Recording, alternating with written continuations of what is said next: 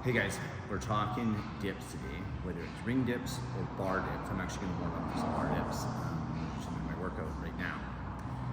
There's like two really strong things that we want to be focused on to maximize the training effect of the dip and to make sure that we're warming up appropriately so we can get into ideal positions. So we're training dips and not triceps extensions. The two things that we want to be working is making sure that the shoulder blades are coming together so that we can get true shoulder extension. I'm going to share with you a couple different exercises that we can use to either warm up for or regress the dip so that we're still getting the training effect that we want. So we'll start off with a couple exercises for the shoulder blades, working on that shoulder blade retraction like this. First one, super easy, is going to be here where I'm just doing scap push-ups from quad. So I want to really think about bringing my shoulder blades together. If I can, I'll keep a little bit of space underneath my ears and then pushing them apart. Bring them together, push them apart. We can do 5, 10, 20 reps of these. So this is focusing on that shoulder blade. This is a passive movement, so I'm letting gravity do the work for me.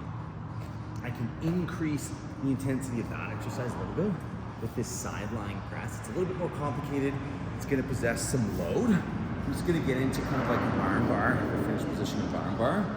And the weight of the kettlebell on one arm at least is what's going to be driving my shoulder blade towards the middle of my spine into scapular retraction. So I'll let that sink in, a little bit load, and I can press back out, lower it down, press back out. And when you're doing this exercise, you'll feel how the weight of the kettlebell starts to drive that shoulder blade to the middle of your back. And when the shoulder blade is back like that in retraction, it's really going to open up range for shoulder extension, which is the piece of the dip that we're training. The dip is a shoulder extension exercise. So we can progress even further towards the complex movement of shoulder blade retraction and shoulder extension by doing some modified table stretches. I'll just go here. I'm going to put my hands in a comfortable position. Now you can see how my shoulder blades are wide and kind of tilted forward. What I want to do is bring them together and then kind of push my chest open as far forward as I can. So I'm getting this external rotation of my shoulder and my shoulder blade. And then as I push, I get a little bit of extra shoulder extension. I can increase this by starting to go into table stretches. So I get everything kind of set up and organized well, and then I'm going to lift my body up. I can do reps here, or I can just do long holds, but I want to make sure that I'm not getting into this position. Instead, externally rotating, bringing those shoulder blades together, and getting some true shoulder extension through this table stretch. Now, if I want to start loading this exercise, but I'm not quite ready for the dip, I can do this deficit push-up. And the key here is that I want to try and keep my forearm vertical, so it's driving my elbow to the ceiling, and I'm getting shoulder extension instead of just elbow flexion. So here's how I'm going to be. I do this tipping motion to make sure that my elbow is coming up to the ceiling.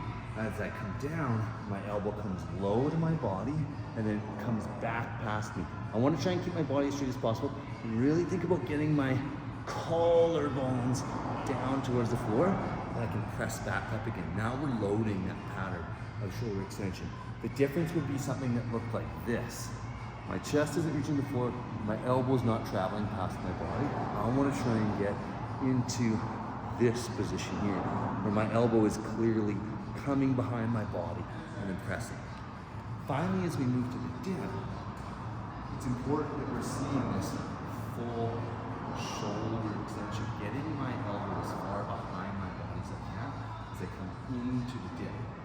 So when I start my dip, I can start on top, and the lowering phase is going to be chest forward, ring and elbow behind my body coming towards the side. I bring my chest forward, I let the ring and my elbow go behind my body, and I press back out of that extended shoulder position instead of something more like this, where my elbow is not coming behind my body. I'm just going from here to here, here to here. I want this out. back, up, to true shoulder extension.